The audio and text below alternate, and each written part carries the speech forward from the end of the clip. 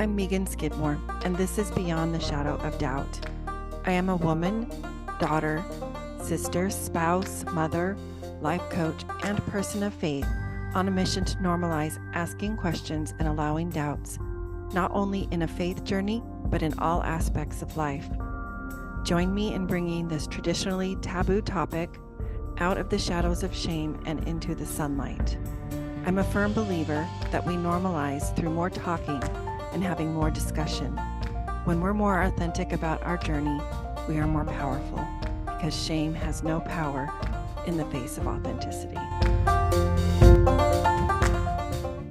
Welcome to the Beyond the Shadow of Doubt podcast. Our guest today is Heather Rackham. And Heather is, I'll give her a chance in a minute to share what she does. But as a life coach, she sends out regular emails.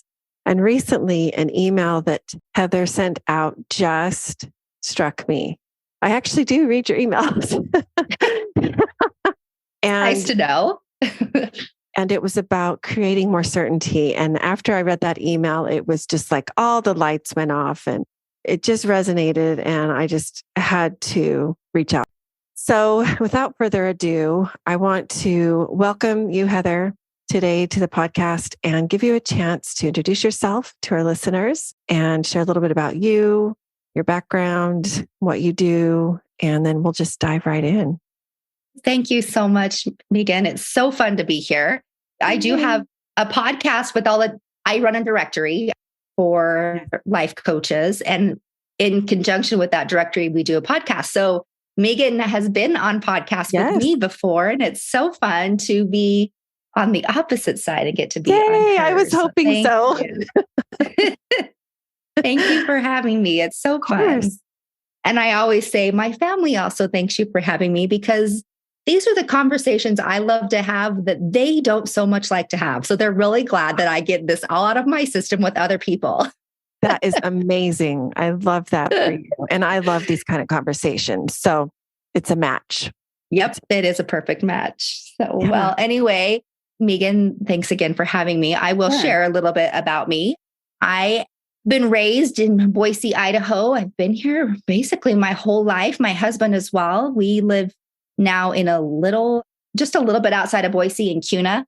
We live on, I always like to share this because it's like the favorite part of my story. We live on 25 acres that we share with my sister and her family, and our kids have just grown up together it was like nobody knows. Sometimes I think people don't know whose kids belong to who. They just they just run from house to house, and they used to. Most of them are out of the house now, but it's been an ideal way to raise a family. And I feel blessed that I have a sister next door. I actually have 5 younger sisters. And that is always very much a big part of my story because it's greatly shaped who I am. My sisters are my best friends, and I love to be with them. Awesome. I have been a stay-at-home mom for many years. My oldest is 22.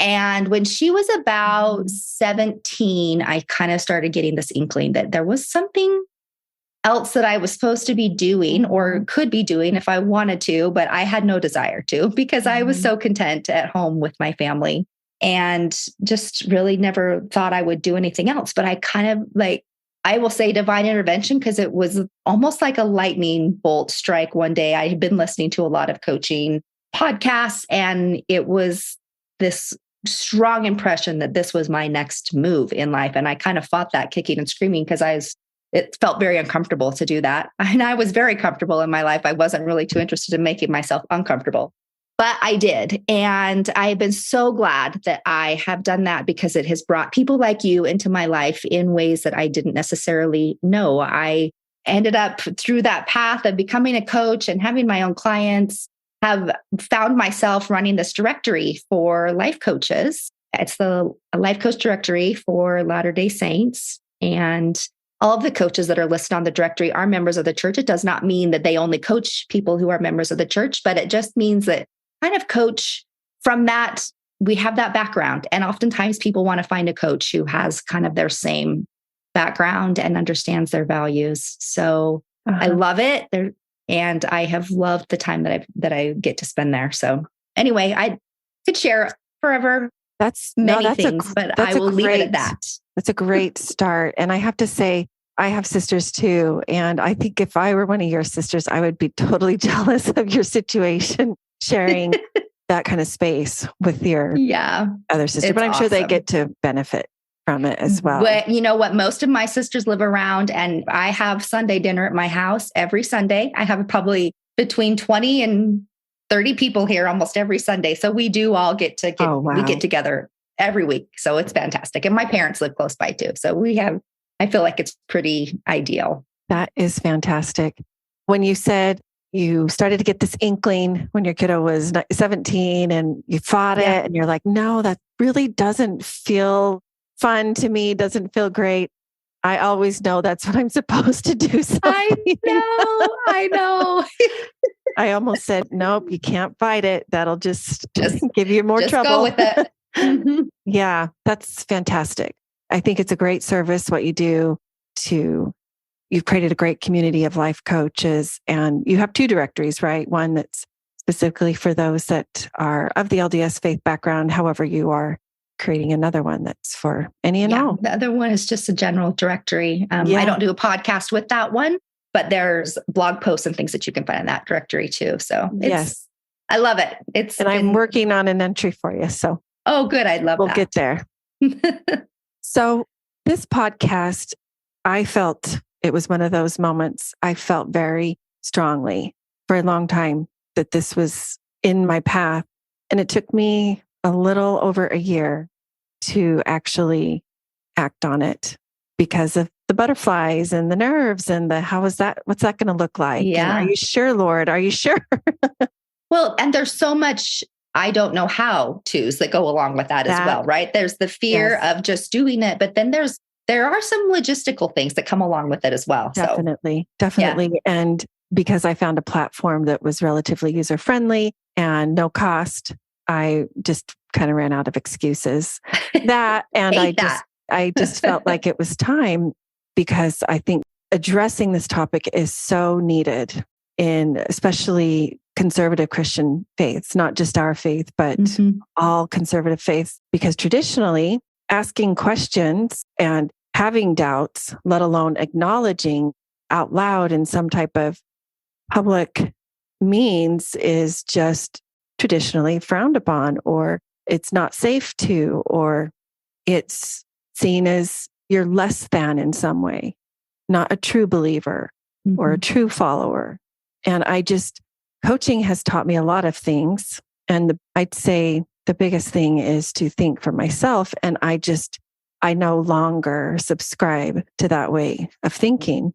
And the more guests I've had that I've interviewed and heard their stories, and the more that I have dug into this topic, I have learned this is actually where the living is. This is where the growth is. This is where the expansion of self, of mind, of heart, of spirit, this is where it all happens. I truly believe God wants this. This was part of the whole purpose of this earth existence, this earth life. I created this podcast to help normalize having doubts, asking questions. We all have them. It's not a big deal. It doesn't mean any of those things that I mentioned earlier, unless we choose to believe that. I have found the more we talk about it and bring it into mainstream conversations, the less those stigmas will stick around.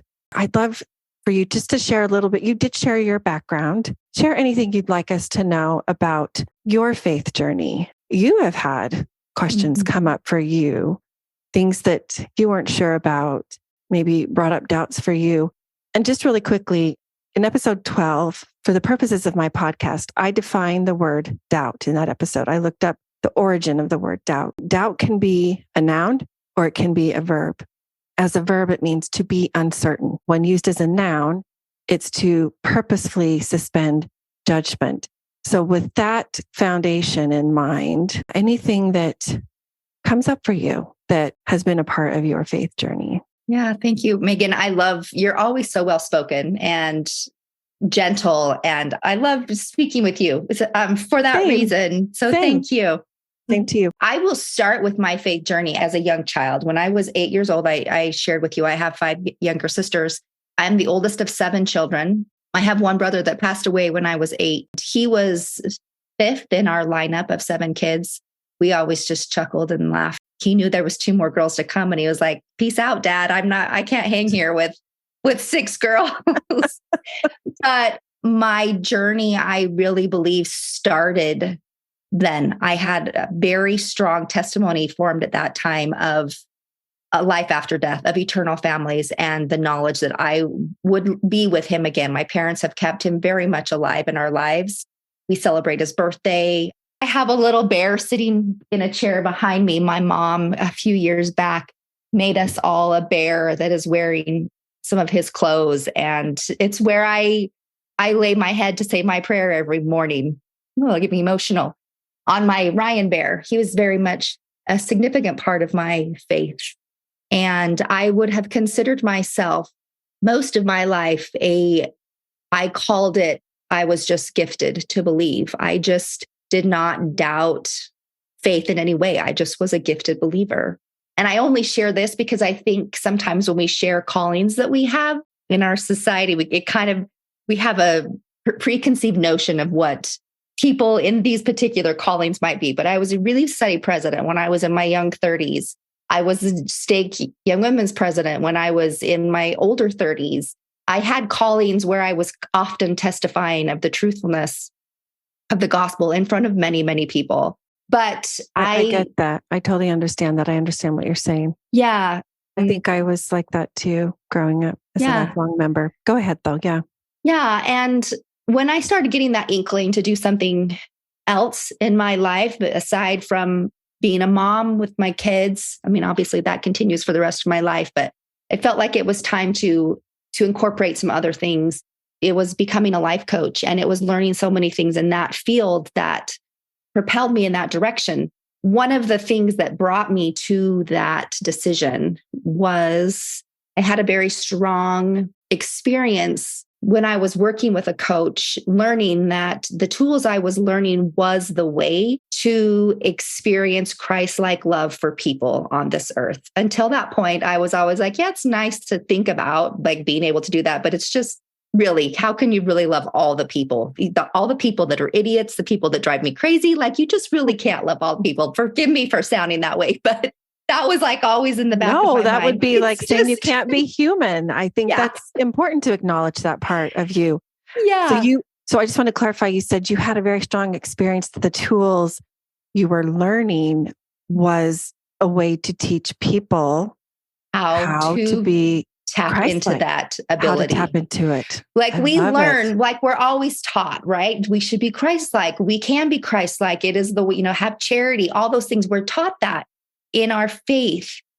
But I felt like the tools in how to get past some of our stumbling blocks, like this to me felt like the how-to. This was the roadmap to actually do it. I felt like I was given some tools to actually weed through my brain and make it happen. And in learning those things, I had this very profound experience. This is the way to do it. And now it's time to share it with other people. Mm-hmm. But the flip side of that coin, and I think so much of learning to have charity and Christ-like love is learning that we can choose and think for ourselves. We can make choices, and we have the ability to believe realistically anything we want to believe. Mm-hmm. That is agency. The flip side of that, the opposite side of that token is also I can choose to believe anything I want to believe. And do I really believe the things that I have always believed, especially religious things? So it was the same side. It was 2 different sides of the same coin, I felt like. So the thing that I felt like I'd always been gifted with, all of a sudden, I was struggling to know if I really believed the things that I had always believed. And I would say that that was kind of the beginning of my faith journey, my faith transformation, and really having to get to the bottom of whether or not I did want to, if I really did truly believe the things that I always thought that I believed, if that makes any sense. It's been a painful journey, a scary journey, I think, because having always been what I would call a gifted believer, to start questioning things, it always brought me peace. And I felt certain about, as you talked about certainty, the things I thought that I felt certain about, I no longer felt certain about, was very scary to me. I think that's very normal. Yeah. I think that's typical. It's really a hard thing to try to describe to someone unless you have experienced it yourself firsthand. And in some ways, I think that's what makes it more personal. That's what helps create the experience for you to have that opportunity to cultivate an even deeper, more rich connection and relationship with the divine. Oh, absolutely. But I totally understand and get that.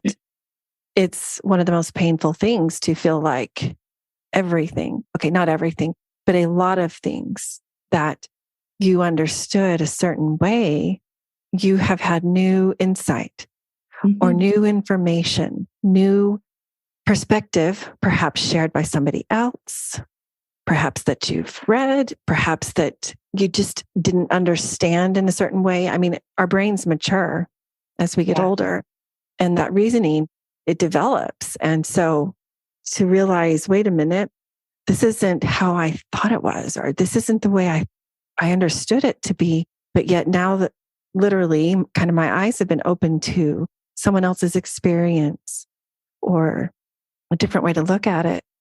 Sometimes it feels like your rug has just been pulled out from underneath you. And I don't know, maybe you're on top of a really tall building and the building falls too, and you're just falling with it. And lo and behold, there's a basement and you just keep falling. You keep going. You keep going.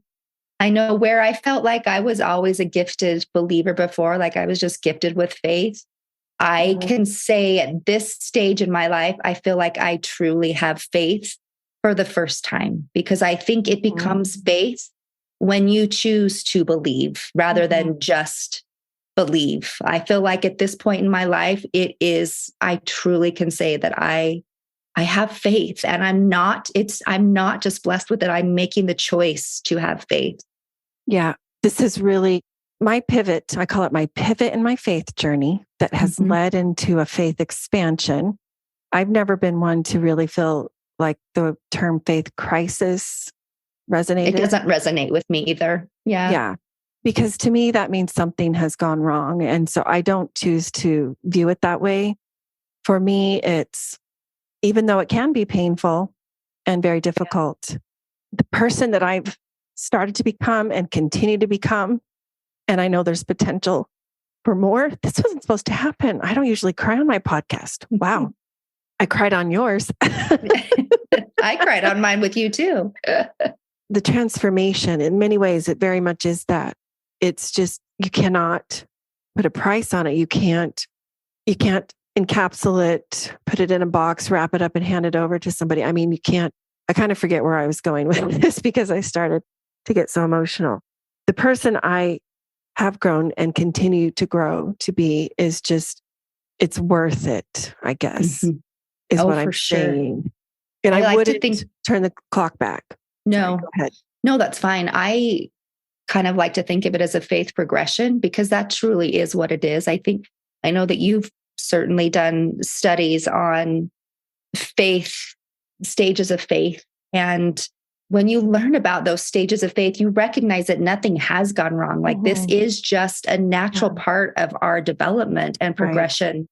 And if we can hold on and work our way through that progression and the struggle that we feel, there is something very beautiful on the backside. And not even the backside. Like I still feel like it's the front side of it, right? Like we just still, like that's the way it's meant to be. And I guess that's what I hope and pray that my children understand is, and I have been sharing with them more frequently, that this is going to happen. You are going to have questions. You are going to have doubts. Yes. And that's not where you don't need to stop there. Like it's part of it. It's natural. Exactly. And you hang on. You hang on and you work with it. Don't fight against it. You work with it, and it's molding you into something bigger and grander. So I remember now what I was going to say. You were talking about faith, and what I was going to say is I've learned for myself too how faith is a verb. It's an action. It's not something that you just have or you don't have. It's truly something that you put one foot in front of the other, and it's a daily thing. They might be micro footsteps in front of the other, but it is something that it's active, it's ongoing.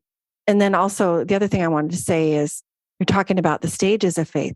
One of my most favorite explanations of this phenomena, this concept, is by Richard Rohr. I'm sure you're familiar with Richard Rohr. And he talks about the first half of life and the second half of life. Have you heard that before? I don't know that I have heard that. So I'm excited to hear you say to expand on it a little bit. Well, he talks about how the first half of life is we build that strong identity for ourselves, a container.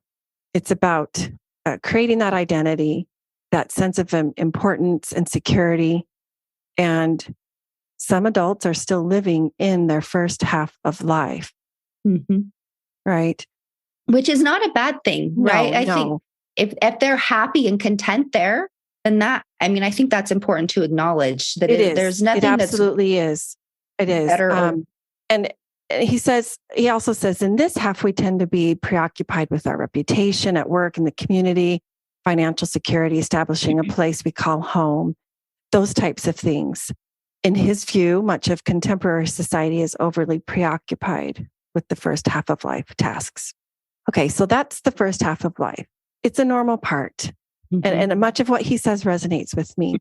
But you were talking about how with your kiddos, you're trying to share with them, it's going to happen for all of us. That's the point. It's part of it. And so here's what Richard Rohr says about the second half of life, spirituality. He says, as we enter the second half of life, we need to move beyond mere adherence to rules. Second half of life people are more guided by the principles of the Beatitudes rather than the injunctions of the Ten Commandments. This doesn't mean that these are rejected. Rather, the commandments are transcended while included in the deeper calling of the Beatitudes. And he points out Jesus himself seems to do this when he moves beyond the fourth commandment, injunction to honor thy father and thy mother. So it's a maturing of that identity. You have to start somewhere no matter what. You always have to have a foundation because you can't build on it. You can't build without having a foundation. So it's that maturing of looking more outside of oneself, less focusing on our identities or on how we're seen by society, and more focus on connection with our higher self, focus on, like you said, the principles of the Beatitudes versus lists and checking boxes and that type of thing. Yeah. And I think even if they don't have words for it, those who are listening now or who have heard of this concept, which half you're in. Yeah. It's interesting because the person probably in the first half of that would have been very fearful of thinking about my children experiencing these questions and going through this phase of life where you struggle and grapple with a lot of the things that you have learned, trying to decide if you do want to continue to believe it. As a person in that phase, as a mom, I would have been afraid of thinking of my kids experiencing that. And at this phase in my life, I'm in that second half. I don't know. I see it very differently. And like I said, I'm trying to teach my kids, and they're older a little bit now, that this is going to happen and it's nothing to be feared. And it's okay, right? I think we get into a lot of trouble when we're so fearful of our children experiencing these things. I agree. And it will push them away when that time does come, when they do. And who else? I mean, I want them to come to me with their questions, and I want to be a safe space for them. And so it's not something I fear anymore. Yes, I agree 100%. I think often of when I have felt that fear come up in the past, I try to reflect on the example of our heavenly parents, right? We were all given this opportunity to come here. And certainly we have all been entrusted with that divine gift of being able to reason and think and weigh things out and learn and make choices and learn from those choices. You don't learn if everything's always a win or a success or a positive I don't even like to use the word failure anymore. Mm-hmm. It's just, they're all learning opportunities. Yeah, it's all experience. Yes. So I want to shift a little bit to this email that really jumped out at me because my ears always tune in when I hear these concepts that I have spent a lot of my time studying about and researching about and learning about. And that is certainty. And I'm going to quote a little bit from your email. And the email was entitled Creating More Certainty. And I loved it. You said, we talk a lot about self-confidence, self-compassion, etc. What about self-certainty? We spend a lot of time wanting certainty. I think we crave it. But what if, rather than looking for the certainty outside of us, we sought for the certainty within? What would it be like? I imagine it would sound a little like, I'm certain I will figure this out. I'm certain I will say something kind to myself, even if it follows something unkind. I'm certain I will take some deep breaths today when it gets a little crazy. There's so much uncertainty, and yes, our brain hates it. So why not give it the certainty it wants? And then your ending question was, how can you bring some certainty into our uncertain world today? Wow. I read that, just chills went through me like, okay, Heather is my kind of gal. Isn't it funny I just have to say, I think it's very funny when things come to mind. Like there are certain emails that I write where it's like something is just placed in my mind that needs to be shared. And it struck me in that moment. It's very much for me. And I appreciate when people share with me that it resonated with them, because I come to recognize that we can, in some ways, be a conduit occasionally for other people to receive some help and inspiration as well. And I'm not just saying that for me, I'm saying that for all of us. We each have the opportunity to, that's why we're here together, is to. Exactly. And the fact that you were willing to put yourself out there and address this in an email is super meaningful. That's where these conversations start. So I thought, I want to interview this girl for my podcast. And I want to just take a minute and, for fun, answer some of these questions that you posed. I loved them. You said, what if, rather than looking for the certainty outside of us, we sought for the certainty within? What would it be like? Can you share a little bit more about your thoughts on that?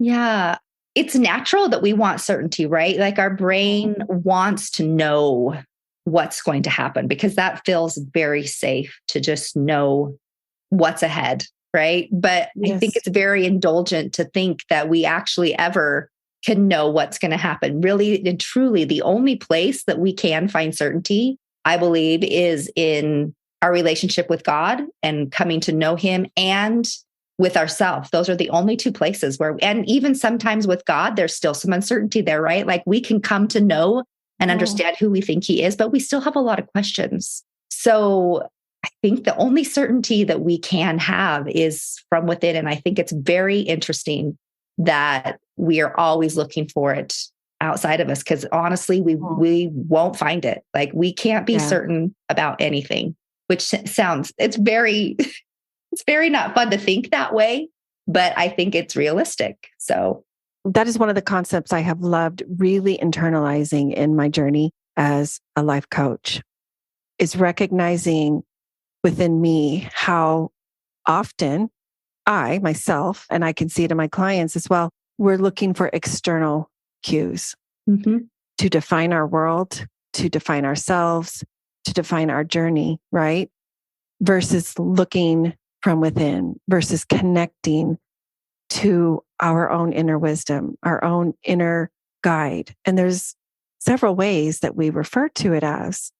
I talk about that a couple podcasts ago, about how learning to trust that inner voice is what helps us to lean into our questions and doubts.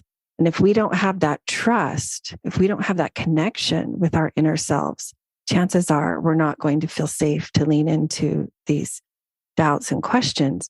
So I totally agree with you. I see it the same. It's so important to develop that relationship with ourselves, but it's not something that we are taught, or that for some it might be more inherent if it's modeled for them. But as I have explored this for my own, my own experience, it's pretty powerful. Yeah.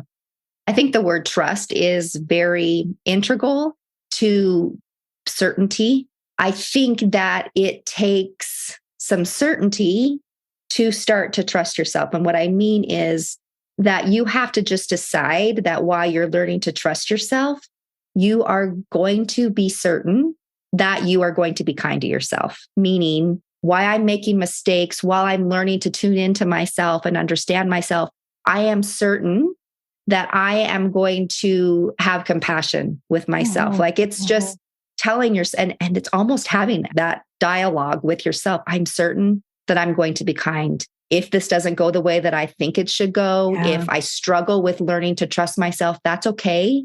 I love me. I'm certain that I will just be kind to myself. Right. So I think it goes hand in hand.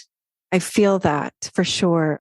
It's giving ourselves permission to just experience the experience, to just have it all, no matter what, and be okay with being in that place of, I don't know where this questioning or this particular circumstance, I'm not understanding it. I don't know where that exploration is going to lead me, but there's value in that process.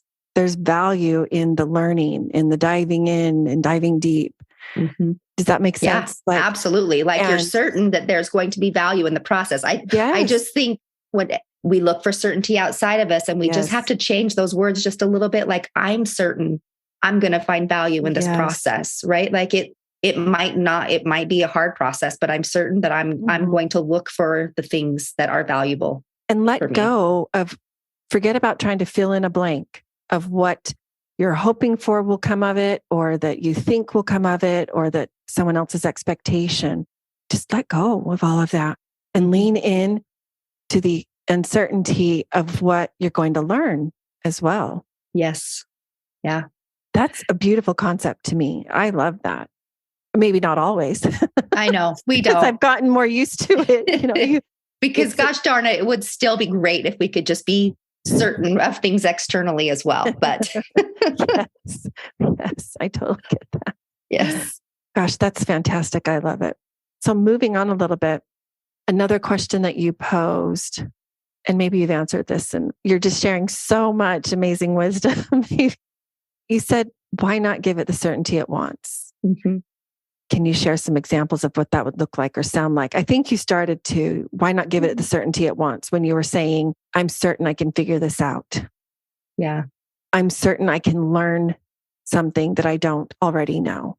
Yeah. Is that what you're talking about? Yes. Like I said, we crave certainty. We want certainty. We want to know that we're going to be safe, like that everything will be fine at the end of the day, that nobody will have been injured, that we just know everything, right? We want that certainty. Our bodies, our brains want it.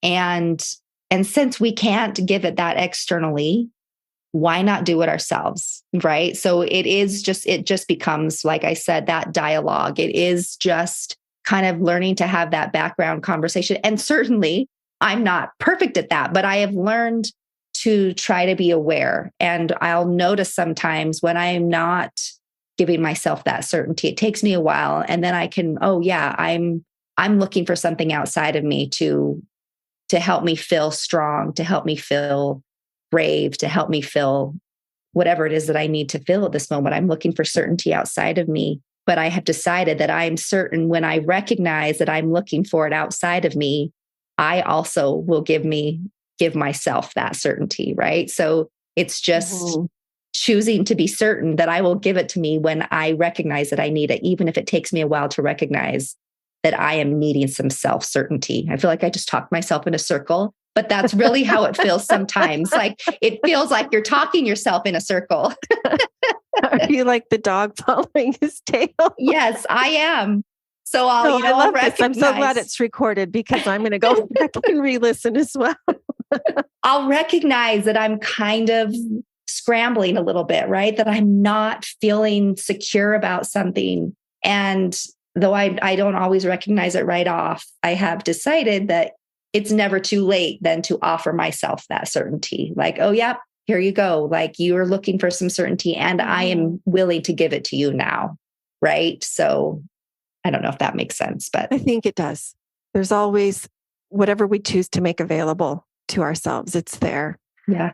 So here is the question of the century. Mm-hmm. Oh, great. No. Well, I sent you the question, so it's not going to be anything you're not already reviewed, that you haven't already reviewed. So this is a great conversation. This is a helpful conversation, useful and needed, right? It helps us in our discipleship, in our spiritual and our faith journeys, in our growth, and also in our families and our relationships, and in our various communities. How can we bring this into our faith communities, do you think? Is it possible?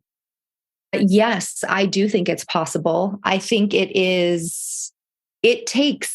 think it takes some self-certainty to do it because it is very uncomfortable to kind of speak up occasionally, to ask a question that might provoke some discussion, right? That might offer a different perspective, but it takes some certainty that you will also be kind to yourself when you do that, right? Yes. Like, I know you're afraid to do this. Yes. But I'm certain that this can be my part, right? So I think it takes some kindness to yourself in order to do it and know that, because I don't know about you, but when I do something that I feel like maybe rubs other people the wrong way or causes some people to be uncomfortable, I will look back on that experience and like dissect it for a while afterwards, like not always very kindly to myself. Like, oh, maybe you should have done. I never do that. Never do. But half of what we're afraid of in doing that is how we are going to react to ourselves for doing it, right? Like, because we know that we aren't always kind to ourselves when we do that. And so we have to just decide that we're willing to ask some hard questions sometimes, even if it feels uncomfortable for us. And even if I know that I might bother myself with thoughts about it for a while, and that's going to be okay because I love me anyway. And this is part of my process. Does that make any sense? No, it absolutely does. It's another way I kind of refer to that concept is just having our own backs. And incidentally, that is exactly why people hire coaches, because when you are navigating a new journey, maybe one that you haven't even ventured on or even considered, it's just super helpful to have somebody who can help you get outside of your own brain, get outside of that tangle that sometimes you find yourself in your brain and your heart. And sometimes it's all mixed into one. And it just helps you so much. And if this is your purposeful journey, you want to become more open. You want to be able to be more sharing in a faith community, in a family situation, in any type of relationships. This is what's going to create spaces for deeper connections, spaces for actual, real living, real stuff. Yeah. I'm actually glad you brought that up. I think it is like you and I are coaches, right? And we have a lot of tools, but that doesn't mean that we are always capable of getting outside of our own brain and doing the work for ourselves. And I recognize I typically am working with a coach. I have not been working with a personal coach for the last couple of months. And I've noticed that there are some things that I am really struggling to get outside of my brain on. And the thought just came to me, it's time to reach out to so-and-so. And it's interesting because my brain will, if I'm listening, it will direct me to a particular coach to reach out to. There's been different coaches that I've reached out to on my journey because they all come from a little bit different perspective and have something different and unique that they can offer to me while I work through something. And I just reached out to one on Friday, actually, and said, I'm feeling that I need to be working with you right now. It's an important part of our journey. I think for me, it has been very helpful. Oh, absolutely. I honestly don't know how people don't have a life coach. I mean, it doesn't need to be every single week, but it is so useful to have access to someone. And for me, I appreciate someone who I've worked with before that knows my history, who's gotten to know me and my personality, my tendencies, maybe my weak spots, my strengths. And I love that you bring that up. Yeah. Just because we're coaches doesn't mean that we don't need or benefit from coaching ourselves. That's absolutely true. So this time has flown. I cannot believe I've taken a little more time. And I can just talk. No, I've loved it. I've loved it. But I always like to ask my guests this question, and that is, what does it mean to you to live beyond the shadow of doubt? I've been pondering this question for a couple of days, and I think we could probably have a whole podcast episode on me answering this question. Well, maybe we will in the future. In my mind, as I was pondering this, I thought to myself, it takes two things to create a shadow. It takes a source of light and it takes an object. And I think in this instance, I would like to, my source of light is the sun, right? If I was to look at it in this way, like the source of light is typically the sun and me. And then that's what creates the shadow, correct? So it takes two things to create a shadow. Yes. And if I was to look at that shadow, it would be the doubt, right? Like that is the doubt. And as I've thought about that, I've thought if we looked at that in a different way, if we looked at the sun as being divine, whoever you look to as being a greater power, a greater, higher power, for me, it's ours, Jesus Christ or our heavenly parents. They are my source of light and they shine on me. And then I have doubt that's cast behind me. But in order for that, the shadow to look back to the sun, like it has to look around me, right? Like the shadow it can't see the sun directly. It has to look through me. And we get in our own way. We're the ones that create that doubt. But it's created. I can't help but think that it is created from a higher power, right? Like we need it. We need those two things. And to me, it fits right in with this concept, this knowledge that we have of opposition in all things. Yeah. You really wouldn't know the sorrow without the joy. You wouldn't know what feels uncomfortable without also feeling ease and comfort. Yeah. So I think the bigger we get, the more, I mean, I guess if you're looking at your shadow, if you got really big, your doubt, if it was the shadow, would get really big too, right? The more we just like think of ourselves or don't look to a higher power, the bigger we get and the bigger our doubts will get as well.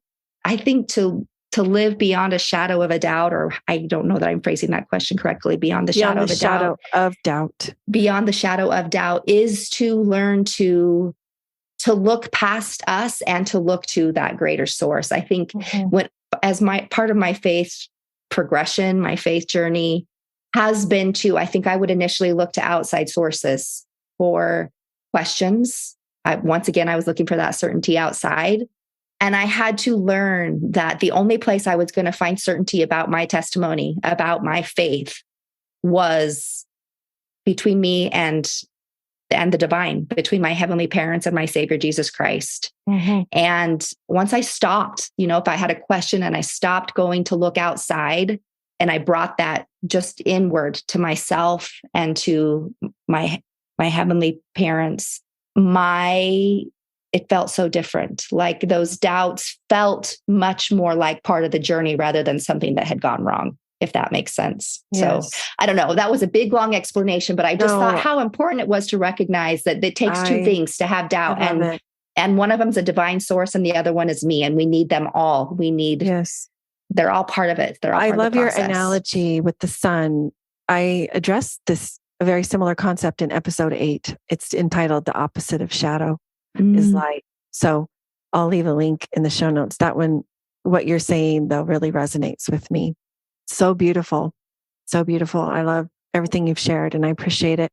And I thank you from the bottom of my heart. I love heart-to-heart conversations like this so much. Me too. Thank you. I thrive on them. So I didn't tell you about this, but I always like to ask a few questions just so we can get to know you a little bit better. These just require 1 or 2 word answers. That's it. Okay. Tell us your favorite book. Oh gosh. One of my favorites would probably be Jane Eyre or The Nightingale. Oh my gosh. I was going to say the same for me, like all of the old English writers. And one of my most recent ones that I've read that I think might have become one of my favorite is A Gentleman in Moscow. Oh, anyway, nice. Love that one. So, okay. Would you call yourself an introvert or an extrovert? Oh, for sure. An introvert. Yep. I'm an INFP. I'm right down the middle. Okay. What about a favorite artist? Oh gosh, a favorite artist.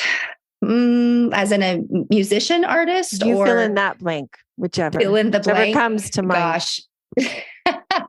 A lot of my favorites were formed in my childhood. So I would probably have to say I would go to or the Carpenters or Neil Diamond, some of 70s. The old, some of those old ones are some of my favorites. Can you believe I've seen him in concert? He was very old. Mm-hmm.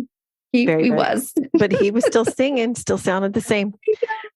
Okay. What about, are you a night owl or morning lark? Oh, morning, for sure. Morning. I'm in bed by 9 o'clock usually. I wish I were. But I'm up by 5 and I can't sleep longer. So there's that. I've always wished I could do that. Do you have a celebrity crush? My family would say Hugh Jackman was my celebrity crush. So I would probably agree. Yeah. He's a good one. Yeah. Do you drink still or carbonated water or are you a soda fan? I am a club soda person with lemon or lime. I can't do water. If I drink water right now, especially when it's cold outside, I am a hot water drinker, which my family is appalled by, but I drink hot water over cold water if it's cold outside. Okay. I've not ever heard of that. That's awesome. I know it's very silly, but it is what it is. Okay. And then the last one, what's the furthest place you've traveled? Switzerland. And it's one of my most favorite places that I've ever been. I finally made it there this past Christmas. Did you? Drove through the Alps in Germany. Yes. Oh my gosh. So gorgeous. Yeah. Well, tell our listeners today about any offers that you have, about where and how they can connect with you and find you on social media and all of the things. Yeah. So the best place to find me is just, I don't know, my podcast. You can listen our podcast, which is me and the coaches. That's called Latter-day Life Coaches. And I don't take personal clients right now. I spend a lot of my time with the directory. So I will take some by referral occasionally, but my Instagram is Heather Rackham Coaching. People can find me there. But for the most part, it's just go to ldslifecoaches.com and you'll find a fantastic group of people there, and also lifecoachdirectory.com. And I love all the people there. And I feel confident in sending people there. So. And you are an amazing, fearless leader of that group. You do amazing. Well, that's nice of you. Educational points and book clubs and bring in speakers. It's a fantastic group. Thank you. It's a lot of fun. Thank you for creating that space. Yeah. It has been an absolute pleasure to chat with you. And I thank you so very much for your time. Oh, thank you for having me. I appreciate it. Come join me in Hopeful Spaces, a Dallas Hope Charities component of Hopeful Discussions, which is sponsored by Mercedes-Benz Financial Services USA. Hopeful Spaces is a monthly parent, caregiver, and ally support group facilitated by Megan Skidmore Coaching. To join is free. Simply send an email to chc@dallashopecharities.org. visit meganskidmorecoaching.com, where you can find this podcast as well as additional free resources. Check the podcast show notes on any platform for links to sources cited. Follow me on Facebook or Instagram for more and to send me a DM. To help the podcast grow, please follow, rate, and review, as well as share it with a friend. Beyond the Shadow of Doubt is a proud member of the Dialogue Podcast Network, which is a part of the Dialogue Journal found at dialoguejournal.com/podcast network. Founder Eugene England was a Mormon writer, teacher, and scholar who wrote, "My faith encourages my curiosity and awe.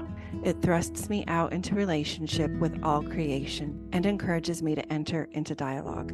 My hope is that this podcast is an extension of that vision." Thanks for being here. Until next time.